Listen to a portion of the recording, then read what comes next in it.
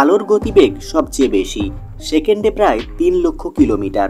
আর তার ঠিক পরেই রয়েছে শব্দের গতিবেগ, যা সেকেন্ডে প্রায় 343 মিটার পথ অতিক্রম করতে পারে। কিন্তু যদি শব্দের গতির চেয়েও জোরে ওড়ে কোনো যাত্রীবাহী বিমান, তাহলে কেমন হবে?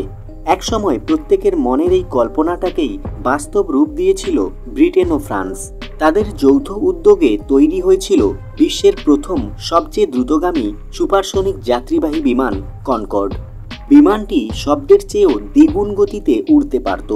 কিন্তু 2003 সালে এই সুপারসনিক বিমানটি তার শেষ ফ্লাইট নিয়ে উড়তে পেরেছিল। তারপর থেকে কনকর্ড বিমানের ফ্লাইট বন্ধ হয়ে যায়। এবার মার্কিন মহাকাশ গবেষণা সংস্থা নাসা এবং বিমান প্রস্তুতকারক সংস্থা লকহিড মার্টিন যৌথভাবে তারা তৈরি করেছে সুপারসনিক যাত্রীবাহী বিমান X-59কে। বিমানটিকে তৈরি করা হয়েছে সম্পূর্ণ আধুনিক প্রযুক্তিতে, যা কিনা শব্দের গতির চেয়েও 1.4 গুণ বেশি গতিতে উড়তে পারবে। বিমানটির নকশা, আকার এবং প্রযুক্তিগুলি এমনভাবে তৈরি করা হয়েছে যে ওড়বার সময় এতে কোনো রকম আওয়াজ হবে না। X-59 নিয়ে একের পর এক পরীক্ষা চলছে। চলতি বছরের শেষের দিকেই বিমানটি প্রথমবারের মতো উড়তে চলেছে। বিমানটিকে মার্কিন যুক্তরাষ্ট্রের বেশ কয়েকটি নির্বাচিত শহরে ওড়ানো হবে। সুপারসনিক এই বিমানটি 99.7 ফুট লম্বা এবং 29.5 ফুট চওড়া। এক দেশ থেকে অন্য দেশে পৌঁছতে অন্য বিমানগুলির যে সময় লাগে, X-59 লাগবে তার অর্ধেক সময়।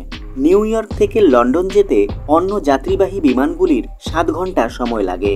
সেই পথ X-59 মাত্র 3.5 ঘন্টাতেই পৌঁছে যাবে।